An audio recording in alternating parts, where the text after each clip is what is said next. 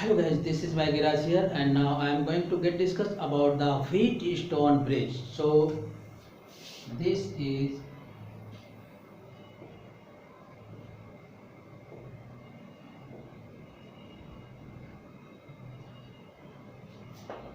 Wheatstone Bridge. So according to this, if we take four resistors just like the side of a parallelogram,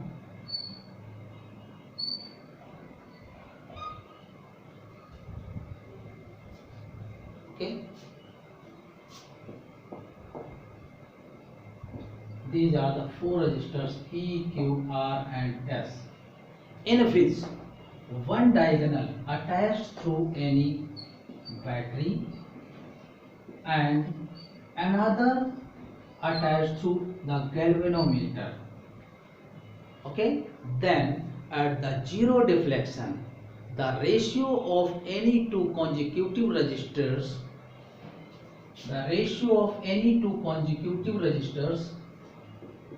is equal to the ratio of other twos. Okay, means अगर हम चार registers ले लें और इनको parallelogram की side की तरह यूज करके एक पैरेललोग्राम को कंस्ट्रक्ट करें, जिसके एक डायगोनल को हमने किसी बैटरी से कनेक्ट कर दिया और दूसरे डायगोनल को हमने गैल्वेनोमीटर से। सो एट द जीरो डिफ्लेक्शन, कब की बात है?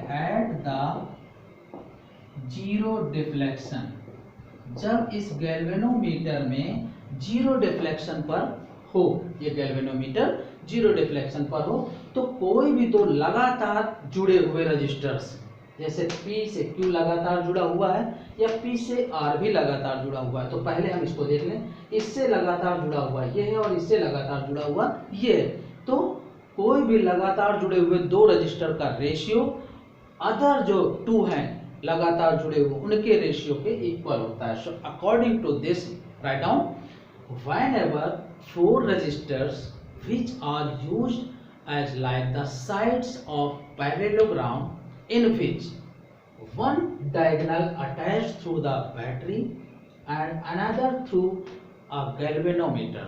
So at the zero deflection condition in the galvanometer, the ratio of any two consecutive resistors will be equal to the ratio of other two consecutive resistors. So P by Q equals to R by S, या ऐसे भी लिख सकते हैं P by R equals to Q by S.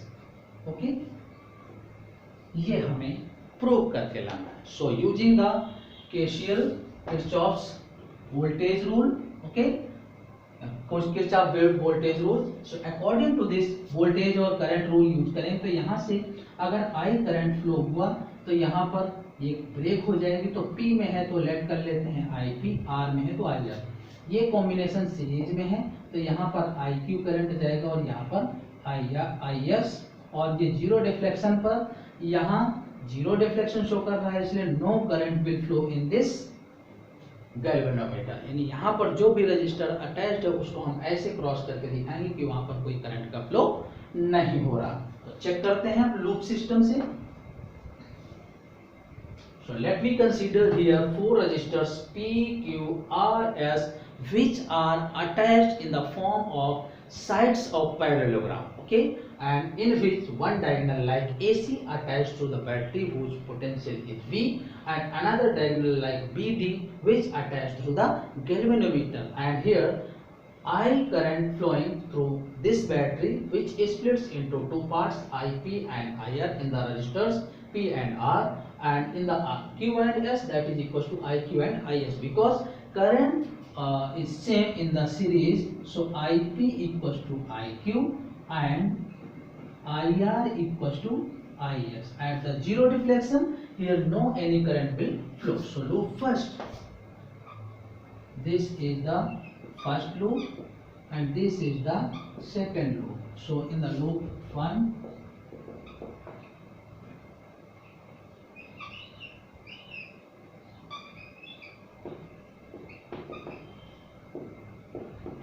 so according to case KVL, this, so इस arrow को जो follow कर रहे हैं वो पॉजिटिव, तो करंट और ये अपोजिट हो जाएगा तो I R into R, net EMF 0 हो जाएगा।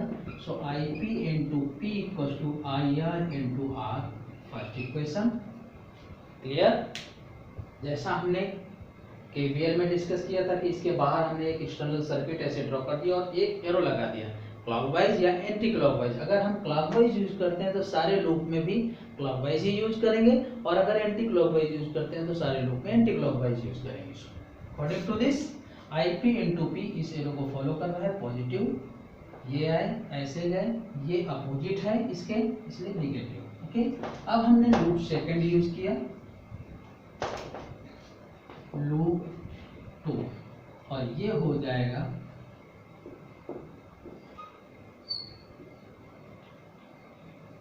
Q I Q I S S.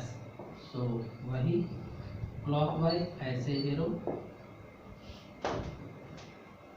इसके अकॉर्डिंग देखिएगा ये एरो को ये फॉलो कर रहा है, आई क्यू इंटू क्यू, और ये अपोजिट है I S into S equal to 0। So I Q into Q equal to I S into S, this will be the second equation. Now the ratio of first and second we will get, so IP into P equals to IR into R, and IQ into Q is equals to IS into S.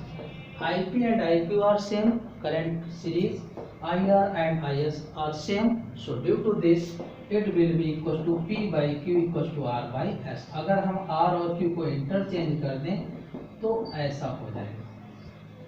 Clear? So this is the Wheatstone bridge rule. Okay, and now we are going to get solve this problem which is related to this.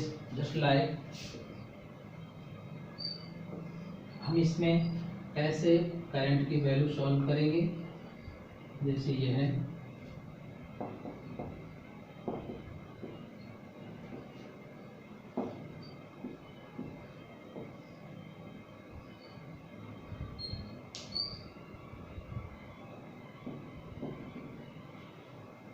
देखिएगा ये P है, ये Q है, ये R है, ये S है।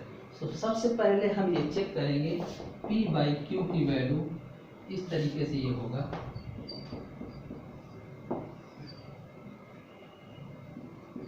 इसमें करंट की वैल्यू निकालनी है, इफेक्टिव रेजिस्टेंस कैलकुलेट करना है। Calculate I in each branch, each resistor, second R equivalent.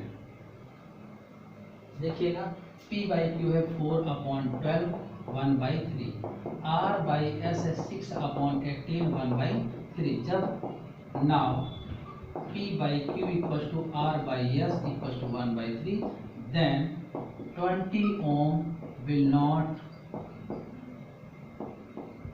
B work. अब ये वर्क नहीं करेगा, इसको क्रॉस कर दीजिए, यहाँ पर कोई करंट नहीं होगी। Clear?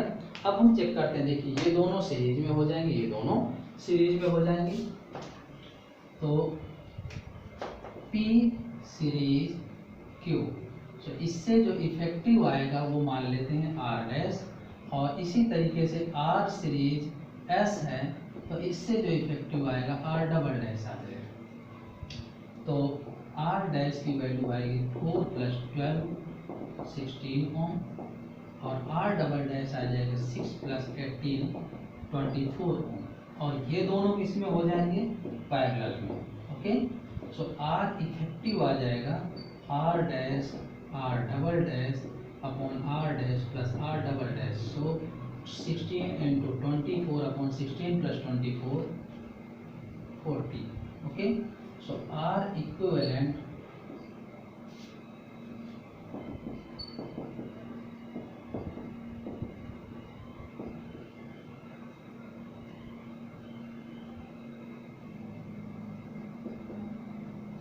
(9.6 ohm. Okay, R equivalent की वैल्यू आ गई। So R equivalent equal to 9.6 ohm, V की वैल्यू गिवन है 30 volt, so I equal to V upon R equivalent, तो 30 बाई 9.6 I मीन्स I की वैल्यू 300/96 इतने एम्पियर आ जाएगा। क्लियर? अब हम यहाँ से इस चीज को सॉल्व कर देंगे।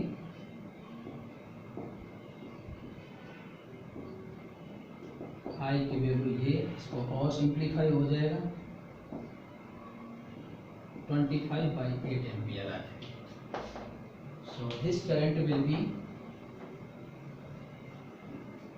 I equal to 28/8 ampere. अब ये करंट यहाँ से I ब्रेक होगी दो पार्ट में, I1 एंड I2, तो हम कह सकते हैं कि I1 plus I2 equal to 25/8। अब सेकंड है, आप डायरेक्टली कर सकते हैं इस एक लूप को लेकर के कि 4 into in loop 1 4 into I1 equal to 6 into I2। हमने अभी पीछे यही क्वेश्चन सॉल्व किया था रूल के अकॉर्डिंग। अगर इस लूप को ले लें तो ये पॉजिटिव ये negative, 4 into I1 equal to 6 into I2। आप ऐसा कर सकते हैं 12 into I1 equal to 18 into I2, तो ये आ जाएगा I1 equal to 6/4 I2, 3/2 I2 equal to I1। ये वैल्यू यहाँ पर पुट कर दीजिए। सो इसका यूज करेंगे, 3/2 I2 plus I2 equal to 25/8, तो ये हो जाएगा 5 I2/2 equal to 25/8। So I2 equal to 25 into 2 upon 8 into 5। I2 equal to 25/20, 5/4 ampere, और I2 की वैल्यू इसमें पुट कर दें। Now I1 equal to 3/2 I2 5/4, तो 15/8 एम्पियर, ये I1 आ जाएगा। और इस सर्किट में I1 और I2 टू टाइप्स की ही करंट थी। In this way we will solve the effective resistance and current in each branch. Okay, thank you.